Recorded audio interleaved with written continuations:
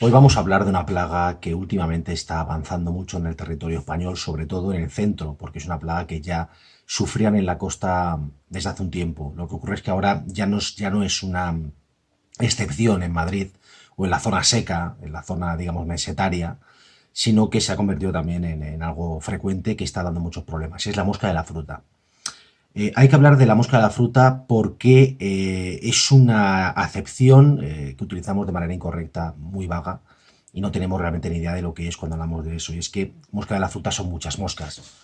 Hay que pensar que estamos hablando de artrópodos, estamos hablando de dípteros, hay una barbaridad de géneros, hay muchísimas especies, y realmente a todo se le llama mosca de la fruta cuando son moscas pequeñitas que a veces parasitan o digamos las larvas tunelan, perforan, se alimentan de fruta y no es tan sencillo. Ahí tenemos plagas genuinamente de citrícolas, de cultivo de cítricos, tenemos plagas oportunistas que afectan a la fruta, tenemos plagas polífagas, omnívoras, que comen de todo, que son comensales del ser humano y demás. Entonces, cuando hablamos de mosca de la fruta, tenemos que especificar más, ¿vale? Porque tenemos varias especies. Por ejemplo, Ceratitis capitata, por ejemplo, una especie que está distribuida a nivel mundial, que afecta sobre todo a cítricos. Y es una especie que es un azote para la agricultura, o sea, genera muchos millones de pérdidas anuales a nivel mundial y es una plaga, digamos, una plaga agrícola. Es decir, es muy rara encontrarla en las ciudades más allá de su vinculación a la cadena de proveedores. Es decir, es normal que aparezca en las ciudades, pero porque viene por parte de, bueno, pues desde los grandes mercados de alimentación y demás. No prolifera en un entorno urbano con facilidad, pero a nivel de presencia mundial es, podemos decir que es la auténtica mosca de la fruta, ¿no? Y esta es una especie que bueno, se origina en el norte de África y que realmente en Madrid no la vamos a encontrar, va a ser muy difícil. Tiene las alas rayadas, tiene las alas con un dibujo y no la hemos visto probablemente nunca. Y sin embargo, esa es la mosca de la fruta. Es decir, no podemos decir lo mismo, que no queremos decir lo mismo en Madrid cuando hablamos de mosca de la fruta que una persona, por ejemplo, en Valencia. Una persona que está vinculada a la producción de cítricos, porque esa persona sí está hablando de otra mosca distinta. Otra especie de mosca de la fruta es Anastrepa fraterculus, que es una especie de vida tropical, de origen tropical, que está presente desde el sur de Estados Unidos hasta el cono sur, hasta la Patagonia. También es una plaga con muchísimas pérdidas económicas, es una plaga que realmente moviliza recursos en buena parte del mundo, porque combatirla realmente aumenta mucho la productividad de los cultivos. Realmente hay que entender que aunque es polífaga, aunque puede comer otras cosas, digamos que este tipo de moscas muchas veces lo que ocurre es que cuando están en el entorno adecuado, con el sustrato alimenticio adecuado, se reproducen con una velocidad muy, muy, muy rápida. Entonces, aunque pueden sobrevivir en otras zonas, realmente cuando se convierten en plagas es cuando encuentran este tipo de nichos. Eso también es una mosca de la fruta como tal, es decir, está correctamente definida como mosca de la fruta, pero tampoco es la que nos interesa. A continuación tenemos a Drosophila simulans, que es una mosca que ya tiene las alas transparentes, ya podemos reconocerla por eso, de pequeño tamaño, bueno, y como todas las moscas que se llaman de la fruta, pues relativamente torpe en su movimiento. Esta concretamente, bueno, es un género que tiene, el género Drosophila tiene 900 especies, y Simulans realmente es prácticamente igual que la otra gran especie de este género, que es Drosophila melanogaster, pero no está tan vinculada a hábitats humanos. La única diferencia es que no actúa con tanta frecuencia ni con tanta intensidad como comensal del ser humano. Digamos que vive también en la naturaleza y se la puede encontrar fuera de estos entornos. Además tiene otra particularidad también que la hace muy competitiva en la naturaleza, que es que bueno, que ha desarrollado una coevolución, o sea, ha coevolucionado con una bacteria gran negativa y bueno, pues eso ha generado que el género Wolbachia se llama, y ha generado que no se vea afectada por ese parásito, que sí afecta en cambio a toda clase de artrópodos, es un azote entre los insectos.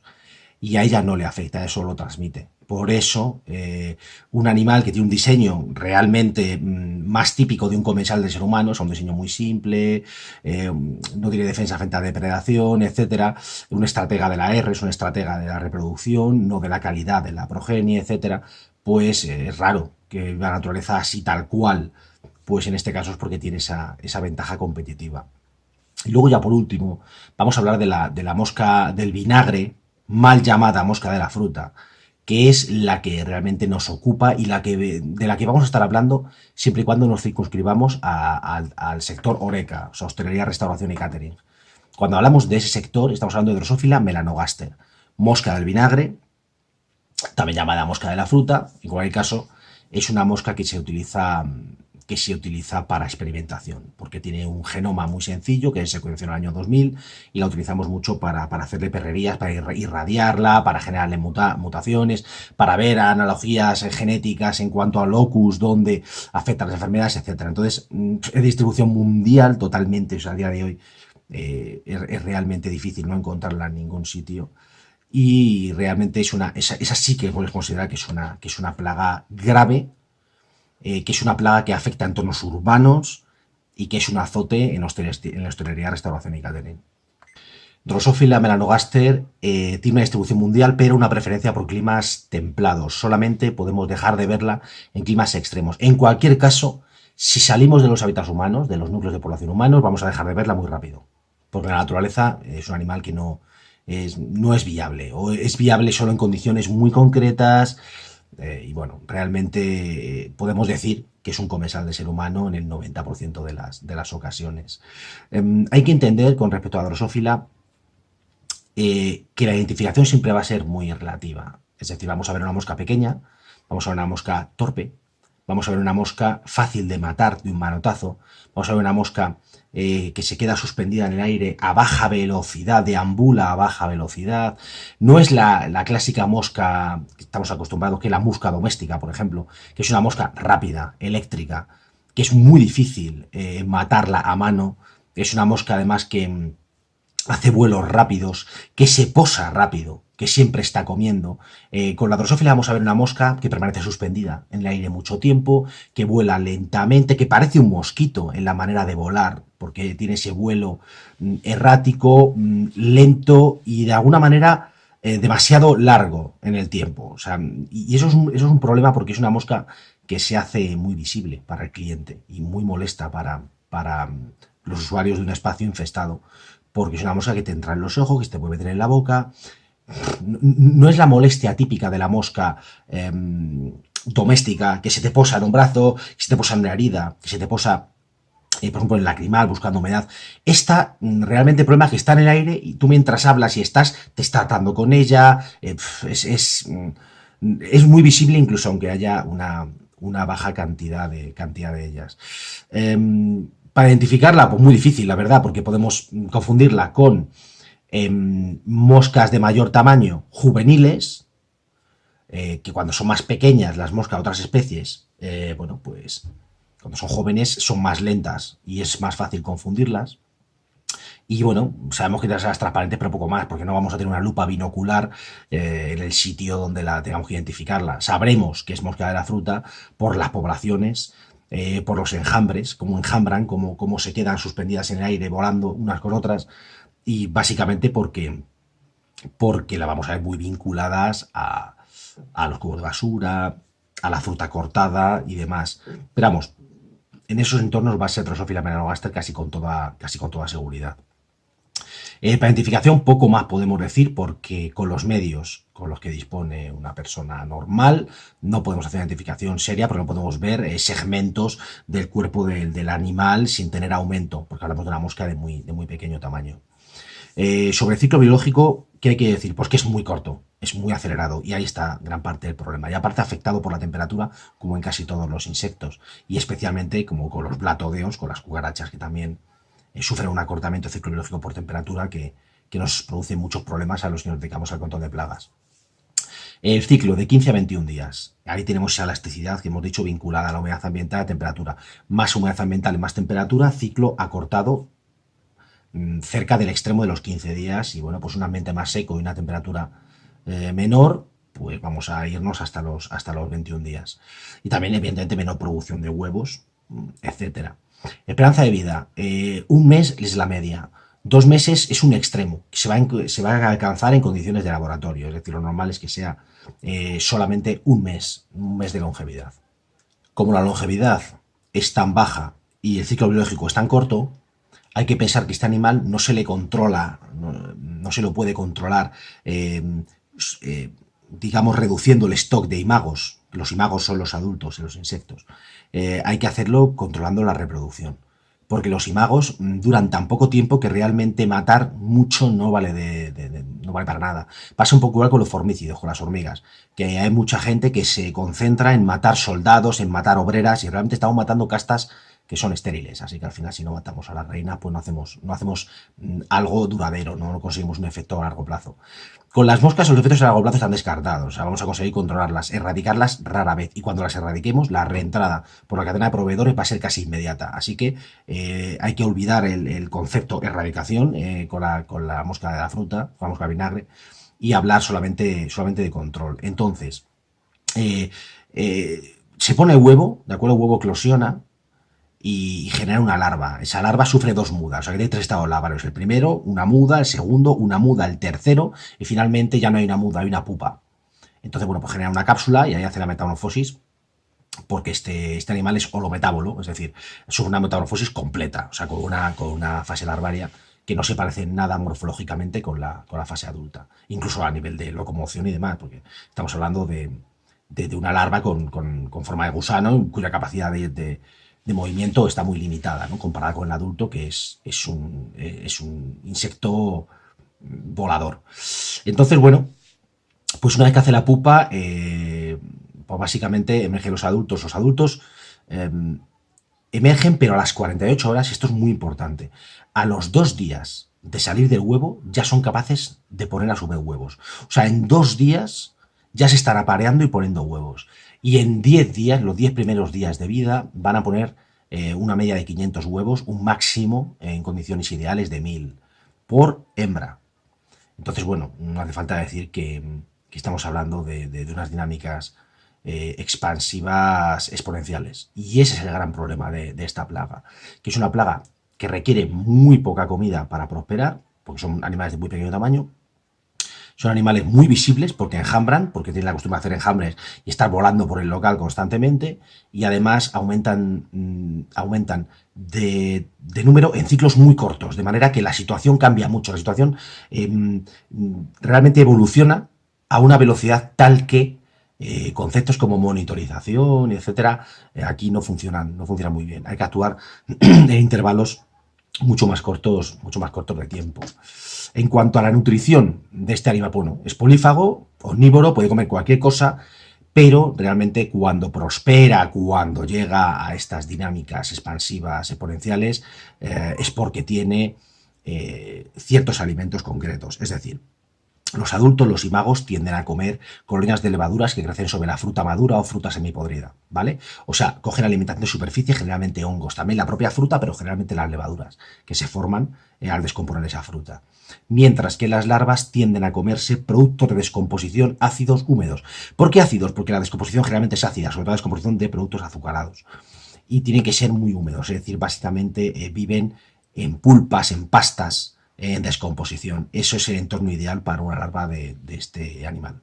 A nivel nutritivo, otro problema que tenemos con esta mosca es que detecta a mucha distancia la comida. Es muy buena detectando la comida. Entonces, claro, realmente el nivel de higiene que hay que tener para que no localice la comida sería perfecto. O sea, y eso es inviable. Entonces, hay que entender que como mosca que es, como díptero que es un localizador muy eficaz de recursos alimenticios, lo cual agrava el problema en muchos sentidos. La preferencia sido por productos vegetales, hemos dicho, descomposición ácida larvas, las levaduras de superficie en los adultos. Y en cuanto a la humedad, sí que hay que precisar, como antes hemos dicho, que las larvas tienden a funcionar en entornos físicos más parecidos a las pulpas digamos, bueno, pues a pastas, ¿no?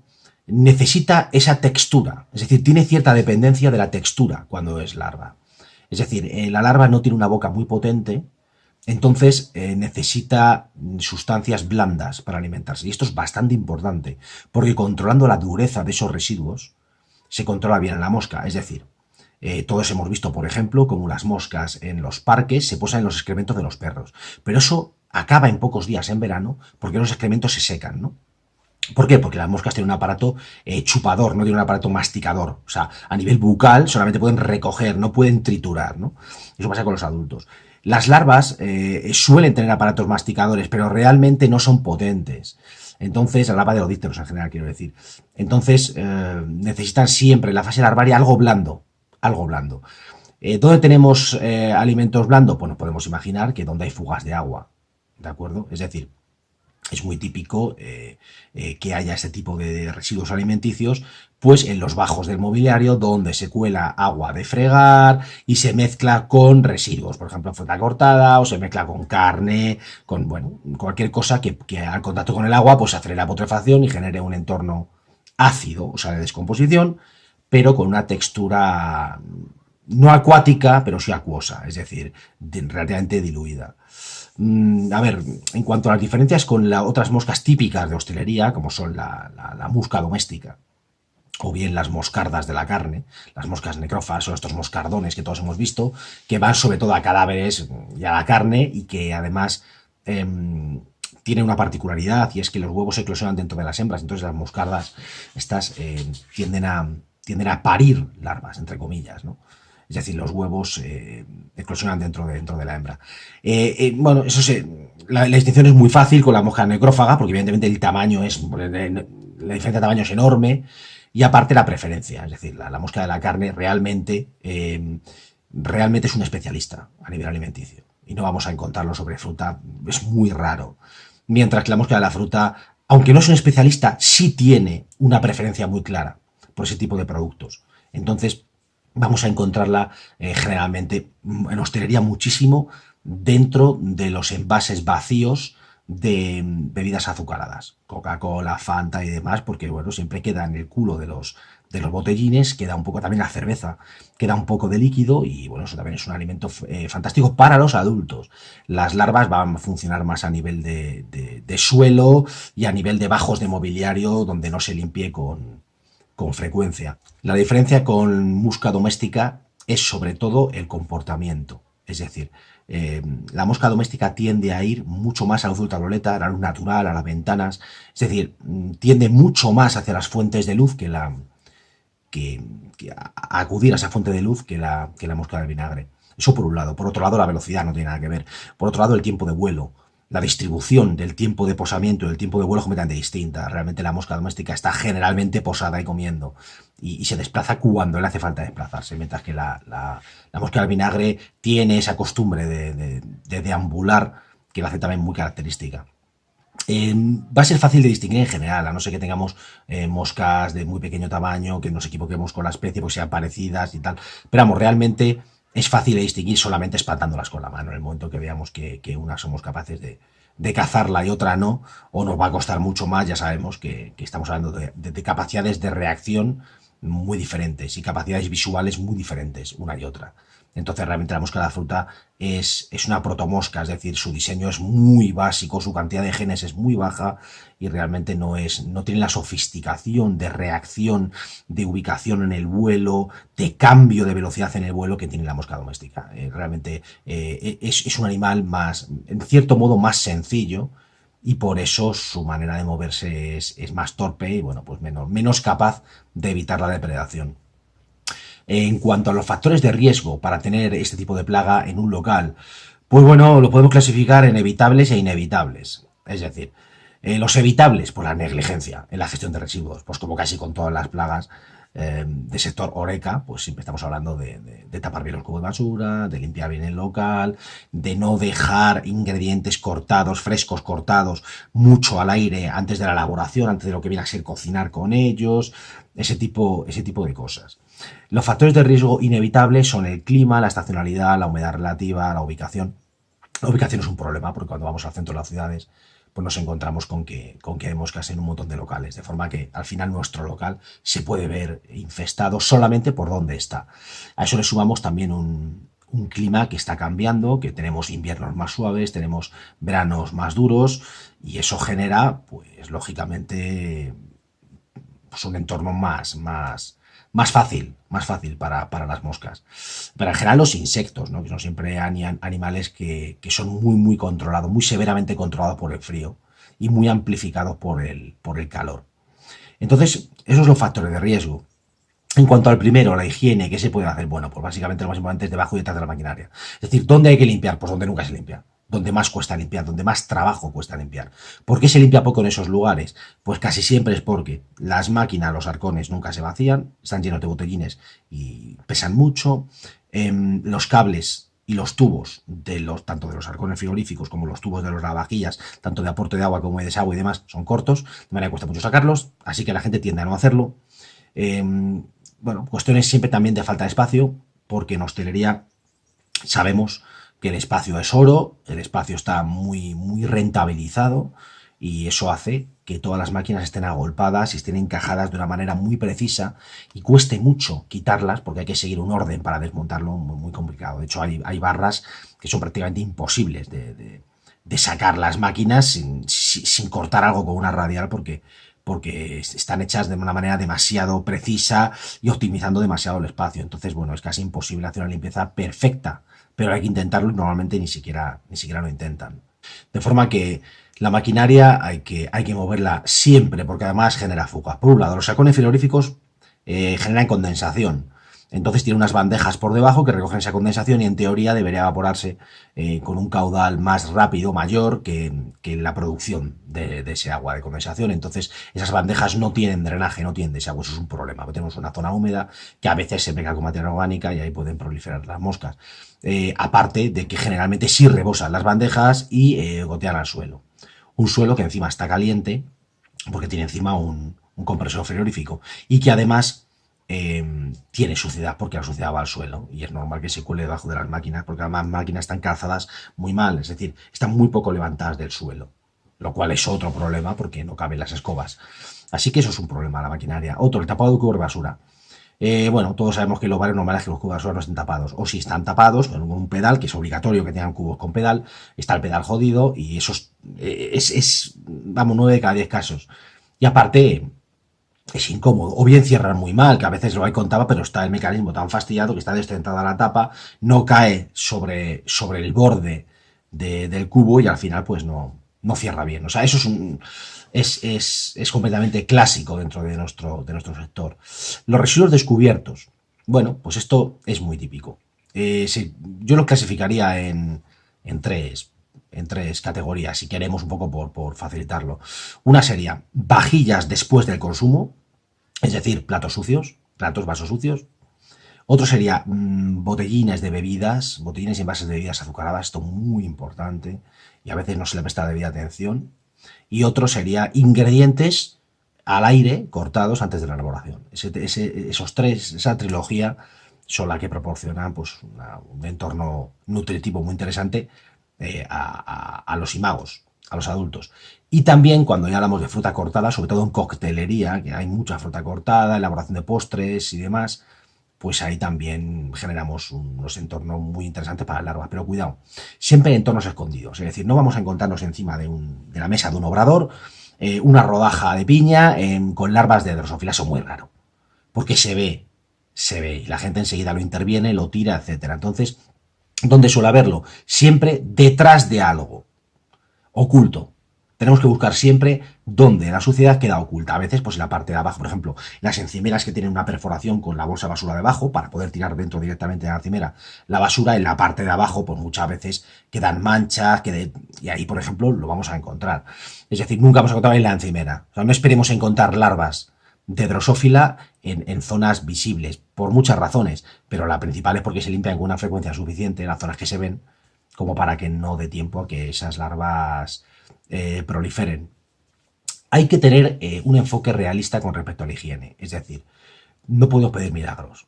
Sabemos cómo son los clientes, sabemos la velocidad a la que trabajan, sabemos que por reducir costes tienen siempre en la hostelería menos, habitualmente, no siempre, pero habitualmente, menos personal del que necesitan, y la primera actividad que se resiente cuando el personal está justo es la limpieza.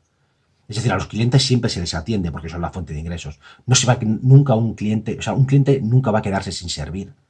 Pero en cambio, la limpieza, si no da tiempo a salir a las 2 de la mañana del local, pues no se va a hacer o se va a hacer de manera defectuosa. Es importante tenerlo en cuenta, que la limpieza nunca va a ser perfecta. Así que hay que ser realistas y bueno, pues hay que asumir que hay ciertas cosas que nunca va a hacer el cliente por mucho que se lo recomendemos, ¿de acuerdo? Primero porque no es operativo, no va a tener tiempo para hacerlo, porque bajaría su velocidad de trabajo, porque necesitaría más personal para hacerlo, al final, bueno, estamos hablando de una serie de costes en que no van a, bueno, que no van a incurrir en ellos, sencillamente no lo van a hacer. Entonces, bueno, eso hay que tenerlo en cuenta. Por otra parte, al margen de tratamientos, que luego hablamos de ellos, vamos ahora con los productos de, o sea, con los equipos de captura física, porque son esenciales para controlar esta plaga, pero para controlar no son ni suficientes ni pueden generar una erradicación. O sea, no vamos a acabar con la plaga con aparatos, con lámparas ultravioleta de captura, y solo vamos a controlarla si además de eso hacemos otras cosas. Es decir, no son suficientes. Y por supuesto, no van a exterminar la plaga. Hay que tenerlo muy claro, sobre todo en la comunicación con el cliente. Vamos a ver la cantidad de aparatos. Esto es un punto de choque con los clientes permanente, ¿no? Todo cliente va a querer menos aparatos de los que le vamos a ofertar. Eso es un sistemático, eso es un axioma. Va a querer menos aparatos y además los va a querer en las zonas que a él le gustan más. Y esos son dos errores terribles. Porque por un lado, primero, vamos a vender un aparato o varios aparatos que no van a ser eficaces, vamos a dilapidar nuestra reputación, vamos a comprometer nuestra imagen con el cliente por hacer una rebaja que nunca debimos acceder a hacer. Es decir, hay que tener cuidado con esto.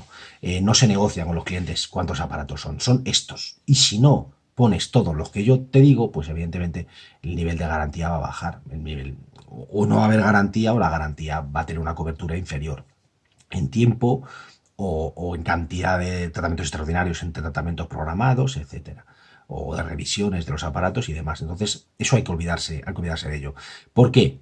Porque poner pocos aparatos te vale para monitorizar, básicamente para ver si la tabla adhesiva del insecto captor pues tiene moscas. Poco más te va a controlar polillas, te va a controlar mosca doméstica algo mejor que drosófila, pero si quieres controlar drosófila vas a necesitar muchos aparatos, porque es una mosca que no tiene la tendencia para acudir hacia fuentes de luz ultravioleta que tiene otras especies de moscas. O por ejemplo, los lepidópteros, las polillas, la diferencia es muy grande, ¿no? Las polillas van de una manera, vamos, fanática a la ultravioleta. ¿Y eso qué hace? Pues que generas un nivel de captura muy grande con muy pocos aparatos y con muy poca potencia. Cosa que no te va a pasar con la drosófila. La ubicación, esto es muy importante. Los clientes tienden a esconder estas cosas. Y bueno, si los escondes para los clientes, los escondes para las moscas también. Es decir, los aparatos, hay ciertas normas en cómo ponerlos, aunque son flexibles. Y bueno, por la ubicación la tenemos que decidir nosotros. Hay gente que lo pone en zonas más oscuras para que destaque más, para que la competencia lumínica sea menor. Hay gente que hace lo contrario. Los pone, por ejemplo, cerca de las ventanas para aprovechar la atracción que genera la ventana y desviar moscas hacia el aparato. También funciona. Depende. Es que depende mucho del sitio. También hay que observar mucho dónde se posa la mosca, porque las moscas tienen un montón de preferencias con respecto a temperaturas, corrientes de aire y demás. Entonces hay que fijarse en los excrementos que las moscas dejan en las superficies para ver dónde están, porque pueden estar en zonas donde no esperamos que estén. Zonas que no hay alimento.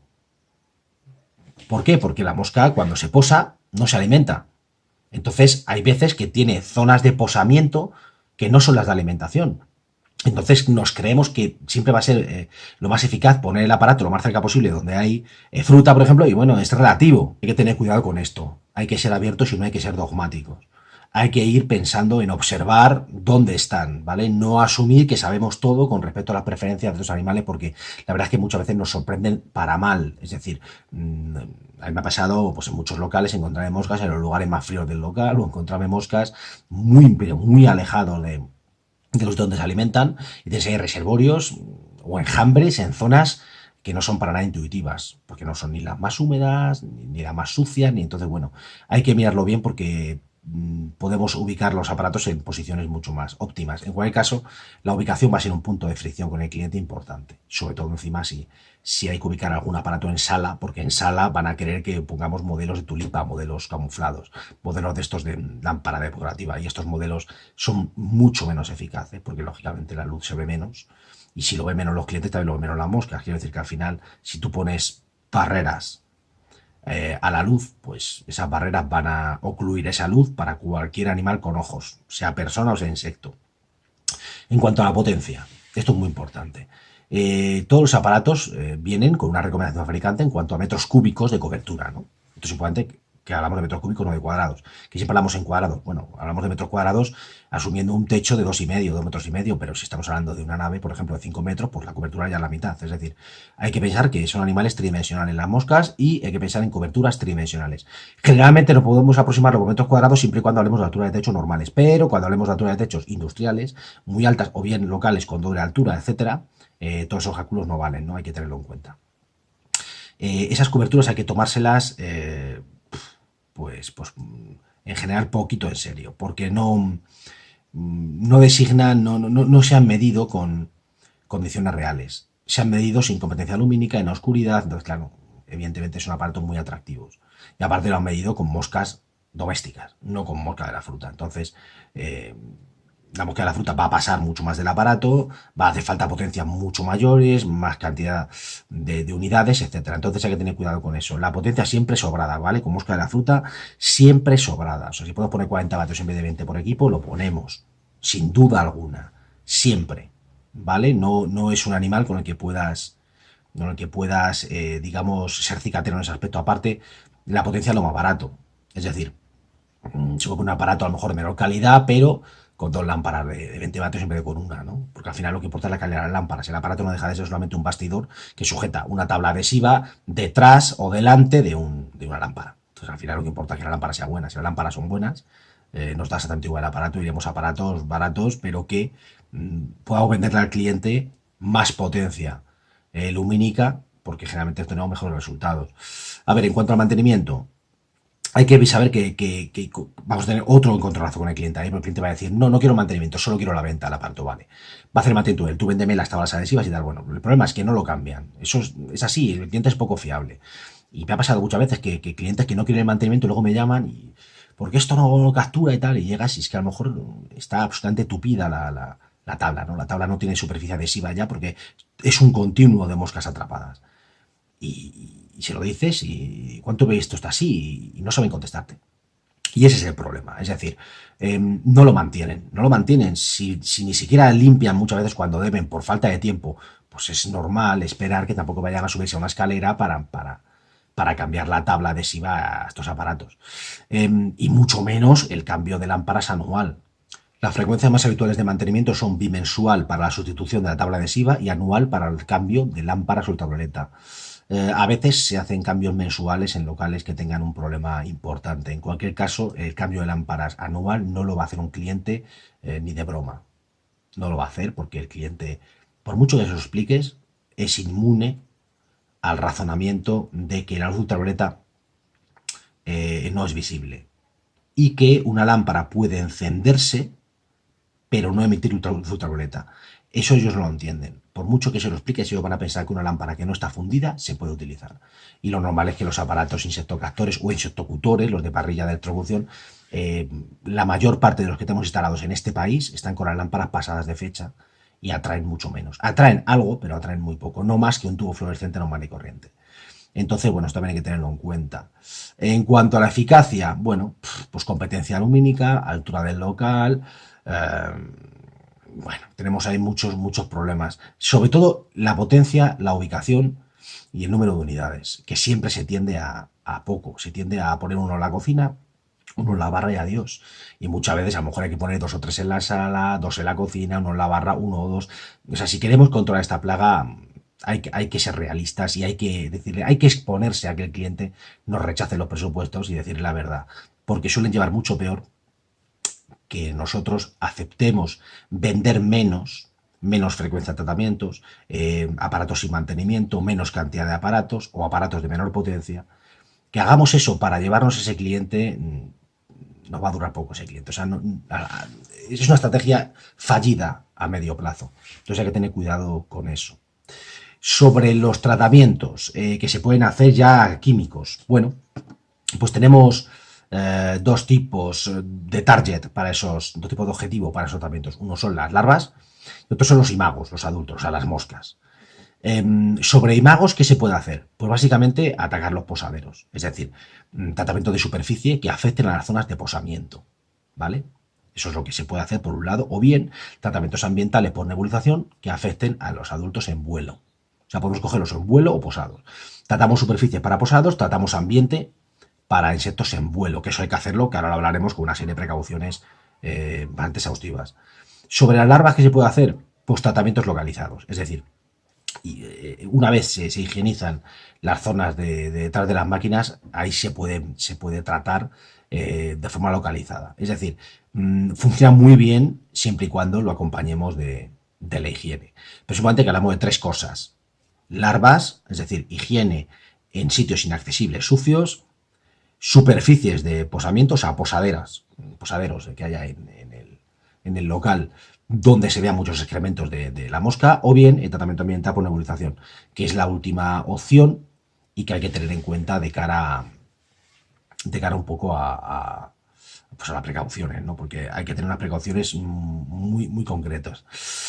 Voy a hablar un poco más de los tratamientos ambientales, porque es lo más complicado. Los tratamientos ambientales, ¿cómo lo podemos hacer? Bueno, descartamos el humo, ¿vale? Porque el humo siempre tiende a fugarse en el local y te puede generar alarmas por incendio en los edificios donde sitúen los locales. Los locales generalmente, no siempre, pero generalmente están ubicados dentro de comunidades, o sea, dentro de otros edificios, que además son residenciales generalmente, entonces el riesgo es excesivo. Así que nos vamos a olvidar del humo.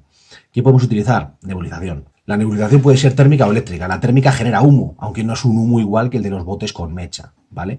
Descartado. Así que solo utilizaremos nebulización eléctrica. O sea, realmente hablamos bueno, pues de lo que sería una pulverización, pero con tamaños de gota de niebla, ¿vale? Es decir, realmente es un método totalmente mecánico de producción de una gota muy fina. ¿Cómo lo vamos a hacer? Pues sellando muy bien el local, con un plazo de seguridad adecuado y sobre todo, con una limpieza a fondo de todas las superficies donde se sirven alimentos, o sea, mesas de elaboración, las barras, las encimeras de las cocinas, obradores, todo eso tiene que quedar perfectamente limpio después de pasar el plazo de seguridad y antes de la puesta en servicio del local. Eso es muy importante. Si respetamos eso, realmente podemos conseguir resultados satisfactorios, pero siempre manteniendo la seguridad del local para las personas. Eso es muy importante. O sea, la manipulación es posible, sí, pero solo un tipo de niebla, ¿sabes? La eléctrica, una niebla que a fin de cuentas está en el ambiente, pero luego termina cayendo, y luego con la limpieza de superficies. En cuanto a productos que podemos utilizar, pues cipermetrina, por ejemplo, ahí me da muy bien. Pero en cualquier caso, cualquier piretroide debería bastar porque es más una cuestión de cobertura, de hacer una buena niebla con un nebulizador eléctrico que funcione bien y que la cobertura sea completa. Esto lo vamos a hacer, por supuesto, con mono integral y vamos a hacerlo con máscara completa. No hace falta equipo respirador autónomo para ese trabajo, pero sí hace falta una máscara completa. Y bueno, haciéndolo bien, o sea, llegando a todos los rincones, se puede conseguir unos resultados. Pero cuidado, muy importante, llegando a todos los rincones. Así que en ese aspecto recomiendo los nebulizadores de tubo. Para aparte de hacer el ambiente, aunque para el ambiente podemos utilizar algún tipo de INAFOG, uno ambiental, esto de cabeza rotativo, que lo apoyas y lo echa hacia los lados. Yo recomendaría complementarlo con un nebulizador de tubo que nos permita dirigir el flujo de niebla detrás de maquinaria. Aunque con cuidado, como es niebla, es un producto diluido en base acuosa, genera cortocircuitos, así que mucho cuidado porque esa maquinaria tendrá que estar desconectada, ¿vale? O sea, hay que hacerlo en la manera posible con la luz del local bajado, porque sobre todo si mojamos algún enchufe, que debemos evitarlo, pero puede ser. Al dirigir el flujo detrás de la maquinaria, pues no sabemos lo que hay por allí, puede haber empalmes, clemas, enchufes, puede haber de todo, ¿no? Entonces hay que tener mucho cuidado con eso. En cuanto al trato con el cliente, pues aquí es importante hablar de la gestión de expectativas. Es decir, no hay que decir al cliente que esto es una cosa que se le puede quitar. Primero porque es mentira en la mayor parte de las ocasiones y por otro lado porque si se le quita va a volver a entrarle muy rápidamente. Es decir, si nosotros quitamos un bicho pero luego clausuramos ese espacio, perfecto, pero es que no vamos a clausurar ese espacio. Ese espacio va a seguir en servicio sujeto a una cadena de proveedores, sujeto a los ciclos de apertura y cierre de las puertas, sujeto a una ubicación física cerca de otros negocios de hostelería o bien de mercados de alimentación, etcétera. Entonces, o de cubos de basura, etcétera. Entonces, bueno, realmente va a volver a entrar, así que hay que hablar con los clientes y decirle, vamos a ver, te voy a controlar esto. Eh, por un lado. Por otro lado, la responsabilidad, la corresponsabilidad del cliente. Siempre hace falta una corresponsabilidad, ¿no? Lo sabemos todos con el control de platodeos, de formicidios, el tema de hormigas y cucarachas. Necesitamos que ellos sigan ciertas recomendaciones. Pero es que en este caso es distinto.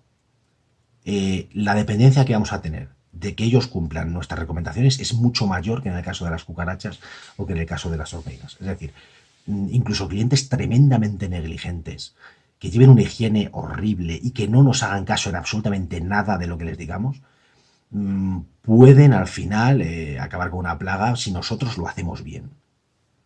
Es posible, es difícil, pero es posible, sobre todo con cucaracha alemana, si con cucaracha rubia. Si vamos ya con negra o periplaneta americana, ya dependemos tanto de que penetre en el local desde el exterior, que es más discutible.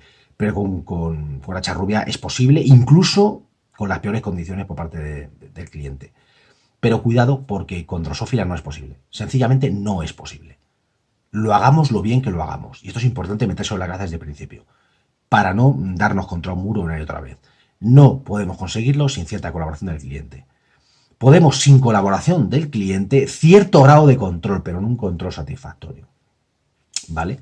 Es decir, hay que entender eso. El compromiso a largo plazo. Los clientes tienen una cultura de tú vienes, me fumigas, ellos siempre dicen fumigar. No saben que eso se refiere a utilizar humo, pero bueno, se utiliza como acepción vulgar fumigar del mundo de la agricultura, básicamente. Y luego realmente no es fumigar, pero bueno, ellos se refieren a pulverizar, pero ellos dicen siempre lo mismo. Vienes, me fumigas y me lo quitas. O sea, tienen esa concepción puntual del tratamiento. Tengo un problema, tú vienes y me lo quitas. No. Este problema es residente, está contigo, no se va a ir y solo puedo gestionarlo. Y puedo gestionarlo con tu ayuda. Así que los contratos de Drosophila siempre tienen que ser anuales, ¿vale? Si queremos conseguir algo. Si el tío no quiere, perfecto, pero le tenemos que advertir que nuestra responsabilidad termina cuando salgamos del local, cuando hayamos terminado ese tratamiento, ¿no? Entonces es importante. Por todo el asesoramiento, hay que asesorar, sí, pero recomiendo hacerlo por escrito, es decir, hay que coger la cultura de mandar un informe que firme el tío del recibí. Eso es muy recomendable con este tipo de plaga para que, bueno, tengamos la constancia de que lo hemos advertido. ¿Esto por qué pasa? Pues sobre todo en aquellos locales en que hay empleados o el dueño no está presente. Porque, bueno, es habitual el conflicto de intereses, ¿no? Tú haces unas recomendaciones, el jefe las deriva a los empleados, que generalmente no tienen tiempo, ni están bien pagados, ni etcétera. O sea, muchas veces es por falta de tiempo pura y dura, pero bueno, hay veces que no. En cualquier caso, no lo hacen, no lo hacen. Y tú tienes que demostrar que lo has recomendado. Y aparte eso te va a generar enfrentamientos con la gente del local en cuanto tú vayas derivando al jefe quejas sobre la higiene, pero es inevitable, de manera que tenemos que, en la medida de lo posible, funcionar por escrito con estas cosas. Así evitaremos problemas. Hay que entender también que la forma más corta para perder un cliente que está satisfecho contigo es aceptar controlarle la mosca de la fruta. Es decir, tú tienes un cliente que está bien contigo, que llevas años con él, que le controlas bien los platodeos, no tiene cucarachas, está tío encantado y de pronto, bueno, pues se convierte en un problema para él la mosca de vinagre. Si aceptas ese trabajo es muy probable que pierdas el cliente. O sea, o te lo tomas en serio y le haces un contrato, bueno, con todo lo necesario, es decir, o el tío paga lo que debe pagar o es mejor que no lo hagas, que lo haga otro, porque puedes acabar perdiendo al cliente. En estos casos es mejor no llevar todos los servicios en nuestro cliente antes que llevar un servicio mal que nos deje, bueno, pues en mal lugar y que haga que cambie su percepción sobre nosotros. Es decir, un cliente que no está dispuesto ni a poner los aparatos que debe, ni a implicarse un poco en la limpieza, ni bueno, pues ya sabemos, hay que detectar ese tipo de cliente y sustraerse. Esto es como con el control de chinche de cama, ¿no? Cuando detectamos un cliente que no está dispuesto ni a poner fundas de somier ante chinches, ni a poner fundas de colchón ante chinches, ni está dispuesto a pagar lo que debe pagar, pues automáticamente es mejor retirarse porque no es una plaga fácil de controlar, no es una plaga en la cual podamos conseguir unos resultados aparentes, buenos, satisfactorios con una sola intervención. Eso no es así. Y eso con la drosófila no es así. Hay que tener mucho cuidado con calcular los costes, el cálculo de costes. Es decir, podemos perder dinero tratando drosófila. hay que tener en cuenta que las garantías se utilizan. Es decir, cuando tú ofreces una garantía con Drosophila, te van a llamar seguro, seguro. Porque además otro problema que tiene el control de insectos voladores es que el nivel de tolerancia del cliente va bajando. Es decir, cuando tú le reduces la población a la mitad y consigues que su nivel base de población sea la mitad que el anterior, en pocas semanas se ha acostumbrado. Y cuando está, ya se agobia, aunque haya la mitad de bichos, y que lo reduces a la cuarta parte y lo mismo. Entonces llega un momento en el cual su umbral de tolerancia baja, así que tienes que asumir que no puedes estar siempre invocando la frase como lo tenías, antes tenías mucho, mira, ahora tienes mucho menos. Eso le da igual al cliente. El cliente tiene unos límites de tolerancia mentales que evolucionan en el tiempo, de manera que tienes que pensar que ese cliente tiene una sensibilidad distinta, ¿vale? Que al principio. Es distinta. Así que tenemos que asumir que nos va a exigir cada vez más. Así que hay que cobrarlo, ¿de acuerdo? Hay que calcular bien los costes, hay que tener mucho cuidado con las garantías y que no sean garantías demasiado, va a la redundancia, garantistas. Es decir, tienes que establecer unos máximos en la garantía, no pueden ser ilimitadas, ¿vale? Con este tipo de plaga hay que prepararse para el fracaso es posible, es evitable, sí, pero es posible. Entonces tenemos que plantearnos tratamientos ambientales, en series de 3 generalmente cada 15 días, hay que plantearse, y eso hacerlo a lo mejor 2 o 3 veces al año, esas series, hay que plantearse poner equipos en un buen número, con buenas potencias, en estar muy pesados con la higiene, nunca va a ser perfecta, pero si somos muy pesados vamos a conseguir que la mejoren, hacer informes por escrito, hacer muchas fotografías de zonas sucias y tal, es trabajoso y evidentemente no puede ser barato. ¿Vale? Así que esto es importante que las empresas del sector prestigiemos el control de mosca del vinagre, ¿vale? Igual que hay que prestigiar el control de chinche de cama, por ejemplo, ¿no? No son plagas al uso y, claro, merecen un tipo de atención y unas frecuencias de intervención y, bueno, pues en general, pues un trabajo de mayor calidad, ni más ni menos.